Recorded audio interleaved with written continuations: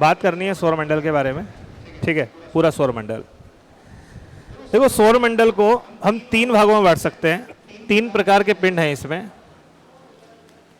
एक है जिन्हें हम बोलते हैं क्लासिकल ग्रह, क्लासिकल प्लैनेट।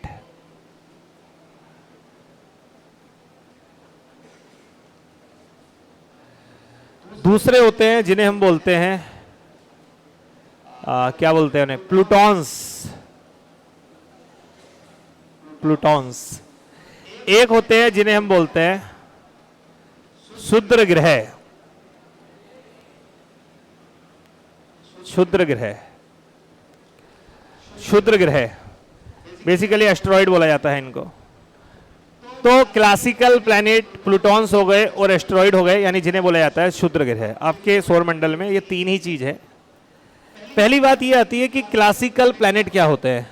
क्लासिकल का मतलब आप समझते हैं, क्लासिकल का मतलब होता है शास्त्रीय। यानी क्लासिकल प्लैनेट का मतलब ये हुआ ऐसे ग्रह जिनकी चर्चा आपके शास्त्रों में मिल रही है, आपके जो कहना चाहिए जो ग्रंथ लिखे हुए हैं उनमें उनकी चर्चा है। सामान्यतः है आप उन्हें कह सकते हैं कि वो क्लासिकल प्लैनेट है। लेकिन आप ये समझिए कि क्लासिकल प्लैनेट प्रेजेंट टाइम में साइंटिफिकली हम उनको बोलते हैं जो कम से कम 1, 2, 3 चीजों को पूरा करते हैं। क्या?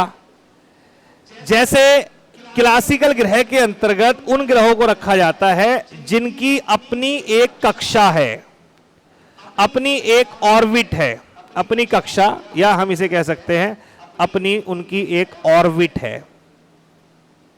यानी वो सूर्य के चारों ओर चक्कर लगाते हैं, लेकिन अपना ही उनका एक ऑर्बिट है, एक रास्ता है, और वो उस ऑर्बिट को कभी छोड़ते नहीं है। ऐसा नहीं होगा यहां से कहीं दूसरी जगह चले गए, ऐसे ही कर लिया वैसे कर लिया, वो नहीं होगा। फॉर एग्जाम्पल के लिए जैसे ये सन है और ये कई सारे ग्रह चक्कर लगा रहे हैं, तो देखो ये बुध है तो ये इस रास्ते पर चलता है, ये इस रास्ते पर, तो इनका सबका एक रास्ता है। और ग्रहों का जो रास्ता होता है वो उनकी ऑर्बिट होती है, वो उनकी कक्षा होती है। तो क्लासिकल ग्रह में हम बेसिकली उन ग्रहों को रखते हैं जिनकी अपनी एक ऑर्बिट होती है, जिनकी अपनी एक कक्षा होती है, और ये इस कक्षा को छोड़ते नहीं है। ऐसा नहीं होगा कल के दिन को यहां से हटके यहां आके इसमें घूम के चला गया, ऐसे नहीं होगा। पहली शर्त ये होती है कि उनकी अपनी एक कक्षा होती है। नंबर दूसरा, ठीक है, अपना स्थायित्व बचाने जितना उनका द्रव्यमान होता है, यानी अपना एक वजन होता है, यानी अपना एक द्रव्यमान। अब आप कहोगे द्रव्यमान तो सबका होता है, वो तो हर चीज में है, वो तो एक कण में भी है, लेकिन इतना द्रव्यमान एटलीस्ट हो कि कोई दूसरा प्लैनेट उसे हिला ना पाए। यानी ऐसा ना हो कि दूसरा वाला उस पर प्रभाव डाल दे, उसे अपनी कक्षा से बाहर कर दे, या ये कर दे, वो कर दे, या वो उसकी ओर आकर्षित हो जाए। ऐसा नहीं होना चाहिए। बात समझ रहे हैं? जैसे मान लो कि ऐसा कोई पिंड है, सूर्य का चक्कर लगा रहा है, बृहस्पति साइड से गुजरा, तो बृहस्पति ने उसे अपने चारों ओर घुमाना शुरू कर दिया, इसे आप ग्रह नहीं कहेंगे। यानी अपना एक द्रव्यमान होना चाहिए, और इतना द्रव्यमान कि उसका अपना जो एक कहना चाहिए उसका अपना स्थायित्व है, वो स्थायित्व बना रहे, उतना होना चाहिए। इतना द्रव्यमान होना चाहिए कि एटलीस्ट वो अपने चारों ओर किसी को घुमाने में सक्षम हो। जरूरी नहीं है उसका कोई उपग्रह हो, लेकिन एटलीस्ट सक्षम हो कि हां कोई पिंड उसके भी चारों ओर घूम पाए।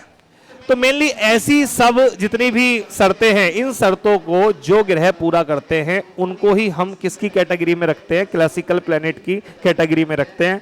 वर्तमान में इसमें 8 हैं, और पहले इसमें होते थे कितने? 9 में से हमने माइनस कर दिया यम को, और अभी कितने बच गए?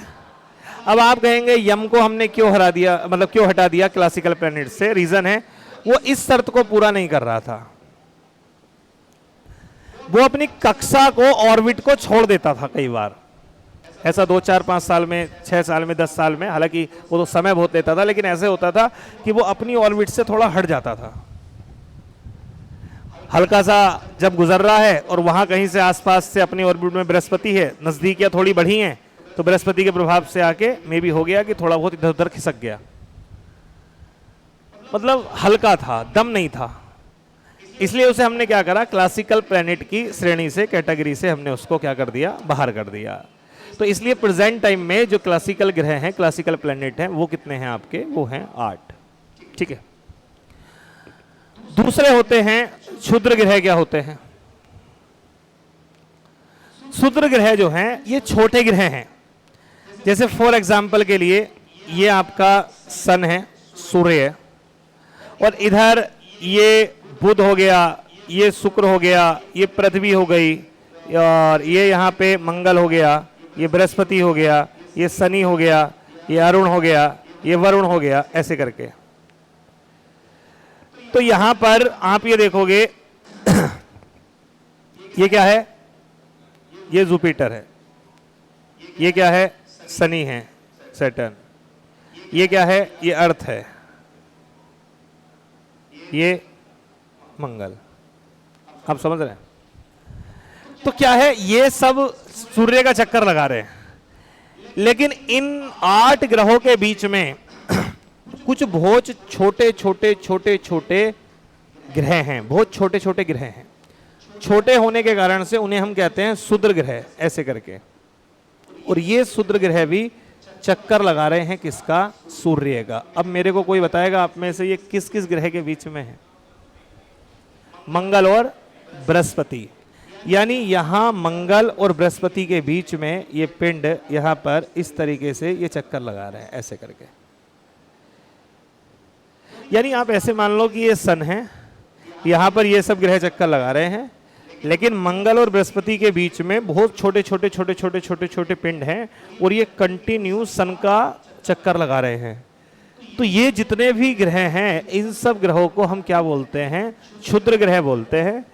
इनकी संख्या गिनी नहीं जा सकती, क्योंकि ये कई हजारों में हैं। बात समझ रहे हैं? एक आध नहीं है, एक आध होता तो गिन भी लेते, 1 2 4 5 10 20 100 होते तो गिन लेते। संख्या हजारों में है, गिने नहीं जा सकते।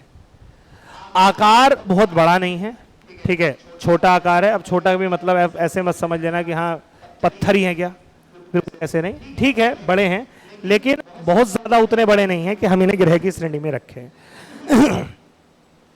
इस पेटी को, ये जो पेटी है, इस पेटी को बोला जाता है क्षुद्र ग्रह पेटी। आपसे एग्जाम में क्वेश्चन पूछेगा कि क्षुद्र ग्रह पेटी कहां पाई जाती है, तो कहां पाई जाती है, जुपिटर और मार्स के बीच में पाई जाती है। यह है क्षुद्र ग्रह पेटी, एस्ट्रॉइड बेल्ट बोलते हैं इसको, ठीक है। क्या ऐसा हो सकता है कि ये कभी किसी के पास आए और ये प्रभावित हो जाए? बिल्कुल हो सकता है। हो सकता है इसमें से कोई बृहस्पति के प्रभाव में आगे बृहस्पति की ओर चल दे, या किसी और के प्रभाव में आके और किसी की ओर चल दे, बिल्कुल ऐसा हो सकता है। फिर भी यहां पर एक इस तरीके से बेल्ट है, और इस बेल्ट को हम क्या कहते हैं, एस्ट्रॉइड बेल्ट कहते हैं। इन्हें हम कहते हैं क्षुद्र ग्रह। क्लियर हो गया? क्षुद्र ग्रह क्या होते हैं, क्लियर है। अगले होते हैं जी प्लूटॉन्स। क्या होते हैं प्लूटॉन्स?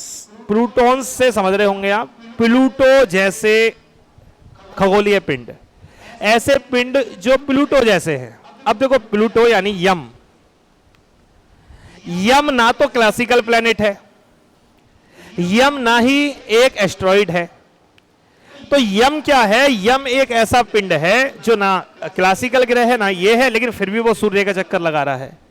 ऐसे सभी आकाशीय पिंड जो आपके सौरमंडल का भाग है, जो सूर्य का चक्कर लगा रहे हैं, और ना ही वो ग्रह हैं ना ही वो क्षुद्र ग्रह हैं, उन सबको हम किस कैटेगरी में रखते हैं? प्लूटॉन्स की कैटेगरी में रखते हैं। यानी वो सब क्या है? प्लूटॉन्स हैं। प्लूटो जैसा एक थोड़ी है, प्लूटो जैसे तो कई हैं, उसके आगे भी हैं। और ये प्लूटॉन्स जिस जगह पर पाए जाते हैं उस बेल्ट को हम बोलते हैं कूपर बेल्ट, उसे हम कहते हैं कूपर बेल्ट। आपसे क्वेश्चन पूछेगा क्या कि प्लूटॉन्स कहां पाए जाते हैं, आप कहेंगे कूपर बेल्ट में पाए जाते हैं। कूपर बेल्ट, कूपर नाम इसलिए पड़ा, मिस्टर कूपर ने बताया कि भैया इससे भी आगे कई सारे पिंड हैं, उन्हें बताया। अब मेन बात होती है जो कूपर बेल्ट है, ये जो प्लूटॉन्स होते हैं, इसमें ही एक पिंड पाया जाता है जिसे हम कहते हैं पुच्छल तारा, जिसे हम कहते हैं धूमकेतु, ठीक है। वो क्या होता है उसको मैं आपको समझाता हूं, थोड़ा समझ लो। यहीं पर ये ऐसे, यहां पर क्या हो गया, यहां पर मैंने बना दिया, ये है सन है, ये सूर्य,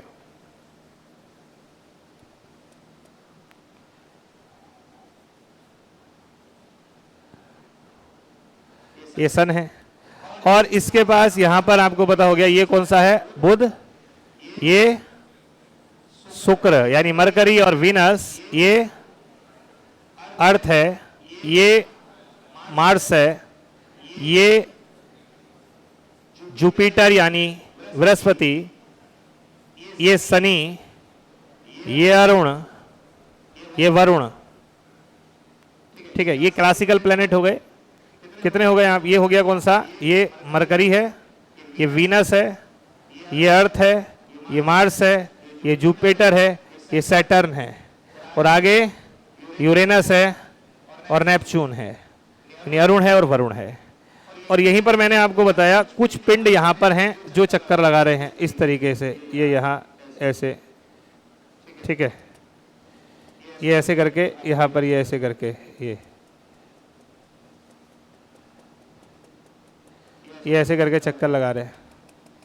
इस वेल्ड को हम क्या बोलते हैं, क्षुद्र ग्रह पेटिका बोलते हैं। ये क्षुद्र ग्रह पेटिका है, ये ऐसे करके है ये, ठीक है।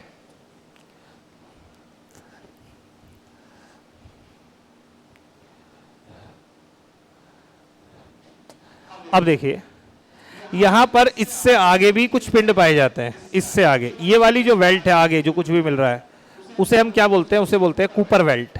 मेनली इसमें जो पाए जाते हैं उन्हें बोलते हैं प्लूटॉन्स। यहाँ पर कई सारे पिंड होते हैं, मतलब कई प्रकार के पिंड यहाँ पर पाए जाते हैं इस तरीके से, कई सारे, कई की खोज हो चुकी है, मैक है और बहुत सारे हैं। इन्हीं में से कुछ पिंड ऐसे होते हैं जो रूप लेते हैं धूमकेतु का, धूमकेतु, या इसे बोलते हैं पुच्छल तारा। ये स्टार नहीं है, पहली बात तो ध्यान रखना, पुच्छल तारा कोई स्टार नहीं है, लेकिन तारा नाम लगा हुआ है, इसका मतलब है चमक तो इसमें होती होगी। पुच्छल है तो शायद पूंछ भी हो। तो ये क्या होता है पुच्छल तारा या धूमकेतु किसे कहते हैं उसको समझिए। ये तो क्लियर सी बात है कि सूर्य से इतना ज्यादा दूर है तो ये क्षेत्र बिल्कुल कैसा होगा, ठंडा होगा। तो कई बार होता क्या है, होता ये है कि जो पिंड ये सूर्य से बहुत ज्यादा दूर होते हैं, ये बहुत बड़े तो नहीं होते हैं, लेकिन टेम्परेचर बहुत ज्यादा कम होने के कारण से, ठीक है, टेम्परेचर इनका बहुत ज्यादा कम होता है और साथ ही साथ दूर होते हैं, सूर्य का इफेक्ट कम है, तो ये अपने चारों ओर बहुत सारी चीजें, धूल के कण, गैसें, ये सब चीजें अपने चारों ओर इकट्ठा कर लेते हैं ऐसे करके, ऐसे। अगर देखो सूर्य के ज्यादा नजदीक होते तो इकट्ठा नहीं कर पाते, सूर्य से दूर हैं तो इनका वर्चस्व है, इनका अपना ग्रेविटेशनल फोर्स है, ये कर लेंगे। तो ऐसे करके ये देखने में तो बहुत बड़े हो जाते हैं, लेकिन ध्यान रखना ये हैं छोटे ही, है छोटा बहुत, लेकिन जो बड़ा है उस बड़े होने का कारण है गैसीय कण या बाकी के अन्य पदार्थ। इसमें दो चीज आपको दिखाई दे रही होंगी। एक जो चीज आपको दिखाई दे रही है इसके केंद्र में, इसे बोलते हैं हम लोग नाभिक, इसे बोलते हैं नाभिक। ये नाभिक है, मेन नाभिक, ये मेन नाभिक वाला भाग है। और ये वाला भाग जो बाहर की ओर आपको दिखाई दे रहा है, ये इसे बोलते हैं कोमा, इसे बोलते हैं कोमा। कोमा क्या होता है, आप कहोगे जो धूल होते हैं, गैसीय पदार्थ होते हैं, तो वो जो पिंड होता है आकाशीय पिंड धूमकेतु, वो अपने चारों ओर इकट्ठा कर लेता है। मजे की बात क्या है कि इकट्ठा तो करता है, लेकिन जितनी गैसें होती है ना, वो सब जो है वो बहुत लो टेम्परेचर के कारण से वो ड्राई फॉर्म में होती हैं, वो आइस के फॉर्म में होती हैं। इसलिए कई बार कोमा को डर्टी आइस कहा जाता है, यानी गंदगी भरी बर्फ कहा जाता है। रियल में कोमा क्या है, ये गंदगी भरी बर्फ है, गंदगी भरी बर्फ, ठीक है। अच्छा, चक्कर तो ये भी लगाते हैं सूर्य का, ठीक है, सूर्य का चक्कर अपनी अपनी ऑर्बिट में ये भी लगाते हैं। तो जैसे है उनकी ऑर्बिट वैसे ये भी चक्कर पूरा करेंगे, लेकिन इनके चक्कर लगाने में समय बहुत लगता है। देखो सूर्य से जो जितना दूर होगा ना, उसे चक्कर लगाने में उतना ही समय लगेगा। फॉर एग्जाम्पल जैसे ये है मरकरी, इसे सूर्य का चक्कर लगाने में ज्यादा समय नहीं लगता, ये बहुत जल्दी लगा देता है। कितने दिन में लगा देता है अप्रोक्सीमेट? ये लगभग 88 दिन में चक्कर लगा देता है सूर्य का, 88 दिन में। वीनस यानी शुक्र, ये लगभग 225 दिन का समय लेता है सूर्य का चक्कर लगाने में। पृथ्वी आपको पता है कितना, 365 दिन का समय। मंगल थोड़ा दुगना, 687 दिन का समय लेता है। जुपिटर पे जाओगे तो लगभग 11-12 वर्ष का समय लेगा, वर्ष। मंगल 2 साल लेता है चक्कर लगाने में सूर्य का। पृथ्वी हमारी 1 वर्ष लेती है, ये लगभग 3 महीने लेता है। मरकरी लगभग 3 महीने लेता है। वीनस लगभग अप्रोक्सीमेट मान के चलिए, अगर 225 का आप देखोगे तो लगभग 7-8 महीने, 7-8 महीने का समय लेता है, लगभग 7 महीने का समय लेता है। बात समझ रहे हैं? तो ये लेता है लगभग 11.9 वर्ष का। और शनि तो 29 वर्ष का समय लेता है। यानी अगर शनि पे हम होते तो 2 ही चक्कर मार पाता सूर्य के और जिंदगी अपनी हो जाती। बात समझ रहे हैं? ये जो यूरेनस है ये तो लगभग 84 वर्ष का समय लेता है, 84 वर्ष, एक भी पूरा ना हो पाता। और ये लगभग 164 वर्ष का समय लेता है, 164 ईयर, 164 वर्ष। आप समझिए 1 साल 164 वर्ष का है। ये मैं बात कर रहा हूं परिक्रमण की, यानी ये सूर्य का चक्कर लगाने में कितना समय ले रहे हैं। आप कल्पना कर सकते हो आगे वाले पिंड कितना समय लेंगे।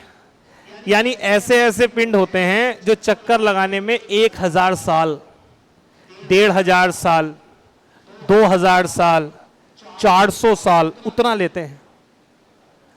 यानी ऐसे पिंड हैं जिनका रास्ता इतना बड़ा है कि आप ये सोचिए कि वो एक बार गुजर गए सूर्य के यहां से नजदीकी से, तो अब पता नहीं वो 200-500 साल बाद लौट के आएंगे और यहां पे कितने जनरेशन खत्म हो जाएंगी, वो अभी सफर कर रहे होंगे।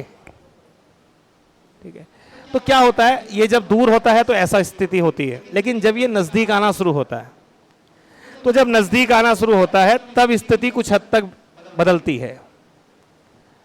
ठीक है, कैसी बदलती है स्थिति वो मैं आपको बताता हूं। इसको थोड़ा ऐसे बना दूं, इससे बनाना आसान हो। ये हाँ, तो जब ये पास आएगा तो स्थिति कैसे बदलेगी। जैसे मान लो यहां आया, तो अब जो इसके चारों ओर ये जो पदार्थ था ये पिघलना शुरू होगा या नहीं होगा? पिघलना शुरू होगा। जब पिघलेगा तो पिघल करके ये तो पीछे छूटेगा ना, ऐसे पीछे छूटेगा या नहीं छूटेगा? वो साथ नहीं चल पाएगा वो, क्योंकि वो तो पिघल रहा है, वो पीछे छूटेगा। और जब ये पीछे छूटेगा तो सूर्य की लाइट के कारण से मे भी हो सकता है इसमें एक चमक सी दिखाई दे। ठीक है, जब ये और पास आएगा, जब ये यहां आएगा, तो इस समय तक काफी भाग इसका पिघल चुका होगा, यानी इसका आकार कम हो जाएगा और इसकी पूंछ जो होगी वो थोड़ी और लंबी हो जाएगी, ये थोड़ी और लंबी हो जाएगी। जब और नजदीक आएगा तो लगभग आप समझिए सभी मटेरियल इसका पिघल चुका होगा और पूंछ यहां पर इसकी और लंबी हो जाएगी, होगा। जब जा रहा होगा तो आपको पता है बिल्कुल नंगा होके जा रहा होगा, यहां से खत्म हो जाएगा, सब कुछ रहेगा ही नहीं। और यहां से बिल्कुल ऐसे करके शांति के साथ जाएगा। और जब ये दूर जा रहा होगा तो अपने साथ फिर से ये चीजों को इकट्ठा करना शुरू कर लेगा अपने, क्योंकि अब तो प्रभाव से मुक्त हो गया। फिर और दूर जाएगा तो और ज्यादा चीजें इसके चारों ओर आ जाएंगी। और फाइनली जब यहां पहुंचेगा तो फिर से पूरा क्या बन जाएगा, कोमा दोबारा से बन जाएगा और ये फिर से जो है वो अपने आकार में आ जाएगा। ऐसे जो पिंड होते हैं जो इस प्रकार से गमन करते हैं, परिक्रमण करते हैं, उन्हें हम बोलते हैं धूमकेतु या पुच्छल तारा। ये ध्यान रखिएगा, ये धूमकेतु या पुच्छल तारा जो होता है आपका, ये इतना बड़ा कि इसका मेन भाग तो कोमा वाला होता है, कोमा। क्या इनका आकार इतना बड़ा भी हो जाता है कि हाँ ये पृथ्वी के आकार तक हो जाए? नो डाउट, बड़े भी हो सकते हैं, पृथ्वी के आकार से बड़े हो सकते हैं, लेकिन नाभिक छोटा होगा। वहाड़ जो है वो सब गैसें हैं, पृथ्वी से बड़े भी हो सकते हैं, हाँ पृथ्वी से भी बड़े हो सकते हैं। तो इन्हें क्या बोलते हैं? इन्हें हम बोलते हैं धूमकेतु। धूमकेतु के बारे में कुछ इंपॉर्टेंट विशेषता है। पहली बात, धूमकेतु की जो मेन बॉडी होती है वो दो चीजों से मिलकर बनती है, न्यूक्लियस जो अंदर का नाभिक होता है, न्यूक्लियस होता है, और कोमा से। सही बात है। जो न्यूक्लियस होता है वो ठोस होता है, भारी पदार्थों का बना हुआ होता है। सही बात है। कोमा जो है वो हल्के पदार्थों का बना हुआ होता है, उसमें गैसें होती हैं, धूल कण होते हैं। सही बात है, सही बात है। जब धूमकेतु सूर्य के नजदीक आता है तो धीरे धीरे कोमा पिघलने लगता है। सही बात है। जब धूमकेतु सूर्य के नजदीक आता है तो उसकी पूंछ दिखाई देनी शुरू हो जाती है। सही बात है। जब धूमकेतु सूर्य के सबसे ज्यादा नजदीक होता है तो उसकी पूंछ सबसे ज्यादा लंबी होती है। उसका रीजन है क्योंकि ज्यादातर मैटर जो है वो उसका पिघल जाता है। अगली बात है, जब धूमकेतु जैसे जैसे सूर्य के पास आता है या दूर जाता है, इस स्थिति में हमेशा धूमकेतु की जो पूंछ है वो सूर्य से दूर होती है, विपरीत होती है, विपरीत दिशा में होती है। देखो यहाँ पर ऐसे है, यहाँ पर ऐसे है, यहाँ पर ऐसे होगी। इसका रीजन क्या है? इसका रीजन है सूर्य से निकलने वाला जो विकिरण है, जो सौर पवनें हैं, वो अपने प्रभाव से उस पदार्थ को पीछे की ओर धकेल देती है। इसलिए जो पूंछ होती है वो हमेशा विपरीत दिशा में बनती है और ये पूंछ चमकती है।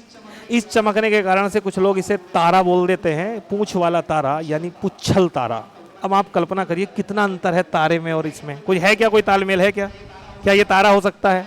तारे में तो नाभिकीय संलयन होता है, तारा डिफरेंट है, तारा अलग चीज है और ये अलग चीज है। ठीक है।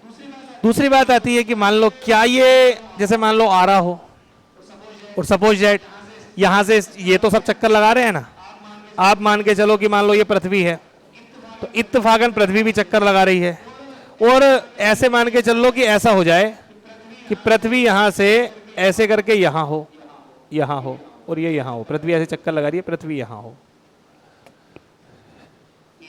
ये उधर से आ रहा है, ये इधर से जा रही है। सिंपल सी बात है, थोड़ा बहुत नजदीकी आ जाएंगी। तो क्या ऐसे हो सकता है पृथ्वी के नजदीक आके पृथ्वी की ओर अपना रास्ता बदल ले? हाँ, ऐसा हो सकता है। प्रभाव हो सकता है, ग्रेविटेशनल फोर्स का इफेक्ट इतना हो सकता है। ना भी बदले तो हो सकता है कुछ भी, ऑर्बिट उसकी निश्चित नहीं है, वो चेंज भी कर सकता है, वो किसी के ग्रेविटेशनल फोर्स से हो सकता है। तो अगर ऐसा धूमकेतु कभी आके टकरा गया तो क्या होगा? तो उस दिन ही दुनिया आपकी झेल नहीं पाएगी, धूमकेतु को नहीं झेल पाएगी। आप समझ रहे हैं? इस प्रभाव को वो नहीं झेल पाएगी। शायद आपने एक बहुत पहले संकल्पना पढ़ी होगी, एक संकल्पना थी कि सूर्य से आके वो क्या वो सूर्य से कहते हैं कि पृथ्वी से आकर के एक धूमकेतु टकरा गया था। और हुआ क्या, जब पृथ्वी से आकर के टकराया तो पृथ्वी का एक भाग जो है वो पूरा निकल गया, अलग हो गया पृथ्वी से, और वही भाग अलग होकर के चंद्रमा बन गया और यहाँ पर एक गहरा गड्ढा हो गया, और यही गड्ढा आज आपको प्रशांत जैसे महासागर के रूप में दिखाई देता है। ऐसी संकल्पना कई लोगों ने पहले दी, या ये किया या वो किया। तो धूमकेतु अगर टकराया तो इसका मतलब तो फिर पृथ्वी का अंत है ही है। लेकिन ऐसा हुआ भी था एक 1994 में एक धूमकेतु था, नाम था सुमेकर लेवी। ये पृथ्वी से तो नहीं टकराया, लेकिन ये बृहस्पति से टकराया था। ठीक है। मास्टर ऑफ गॉड कहा जाता है, जो बृहस्पति है वो बहुत बड़ा है। तो वो इतना ज़्यादा बड़ा है, और सबसे मज़े की बात क्या है, ये सब गैसीय हैं। जैसे अभी पृथ्वी पे आप खड़े हो ना, तो आपको कोई दिक्कत नहीं है, आप इसके ऊपर खड़े हो, आप नीचे नहीं जा रहे हो। लेकिन बृहस्पति पे आप खड़े नहीं हो सकते। बृहस्पति गैसीय पदार्थ है, वो गैस है, वो दिखाई दे रहा है लेकिन वो गैस है, वो गैसीय पदार्थों का बना है, उसमें ठोस कण नहीं है। आप सोचे कि वो ठोस चीज़ों का बना हुआ है, वो ऐसे कंक्रीट का, मिट्टी का बना हुआ नहीं है, वो तो पूरी गैसें हैं। तो उसमें तो आप जाएंगे तो फिर अंदर जाएंगे। तो जब सुमेकर लेवी टकराया जाकर के, तो वो सीधा जाके टकराया और वो बृहस्पति में जाके गायब हो गया, अंदर घुस गया और अंदर ही जाके खत्म हो गया। लेकिन पृथ्वी के साथ ऐसा होगा तो ध्यान रखना, फिर तो अंत हो ही जाएगा। तो ये खबर कभी कभी आती रहती है कि आप देखिए एक धूमकेतु गुजरेगा, ये होगा, वो होगा, पृथ्वी से इतनी दूर से गुजरेगा, या ये होगा, वो होगा। दूरियां बहुत होती है, लेकिन फिर भी आकाशीय पिंडों के लिए कुछ लाख किलोमीटर की दूरियां कोई दूरी नहीं है, कुछ भी नहीं है वो। चंद्रमा 3 लाख किलोमीटर की दूर पर बैठे हुए यहाँ पर ज्वार भाटा लाता रहता है, पर डे 2 बार ज्वार 2 बार भाटा आता है आपकी पृथ्वी पर। ठीक है, तो मैंने क्या बताया आपको कि जो सौरमंडल होता है, सौरमंडल में 3 टाइप के पिंड आते हैं, खगोलीय पिंड आते हैं। एक आते हैं जिसे हम बोलते हैं क्लासिकल प्लैनेट, जिनकी संख्या 8 है, जिसमें मरकरी है, वीनस है, अर्थ है, मार्स है, जुपिटर है, सैटर्न है, यूरेनस है और नेपच्यून है। अगले आते हैं प्लूटॉन्स। ये होते हैं यम और उससे आगे के, यानी यम के यानी प्लूटो के तरह के जितने भी ग्रह हैं वो सब क्या होते हैं आपके प्लूटॉन्स होते हैं। बेसिकली ये प्लूटॉन्स जो हैं ये कूपर बेल्ट के सदस्य हैं। अगले होते हैं क्षुद्र ग्रह, मैंने बता दिया ये बहुत छोटे छोटे आकाशीय पिंड होते हैं जो मंगल और बृहस्पति के बीच में हैं, और ये भी कंटिन्यू किसका चक्कर लगा रहे हैं, सूर्य का चक्कर लगा रहे हैं। इसे क्या बोला जाता है, क्षुद्र ग्रह पेटी कहा जाता है, क्षुद्र ग्रह पेटी कहा जाता है। क्लियर है मामला, पहले ये बताओ क्लियर? इतनी बातें क्लियर हो गई हैं? चलिए, अगर इतनी बातें क्लियर हो गई हैं तो अब हम सीधी बात करेंगे ग्रहों के बारे में। ये सब आपको देख लिया, एक बार नोट्स में देखूं ये कहाँ लिखा हुआ है, तो हाथों हाथ एक बार देख लेते हैं।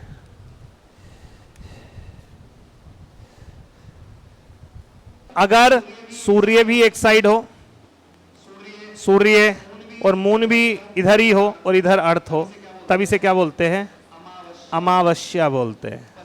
बस ये ध्यान रखना, ये पूर्णिमा और अमावस्या वो स्थिति है जिसमें पृथ्वी पर दीर्घ ज्वार आते हैं, खतरनाक ज्वार आते हैं।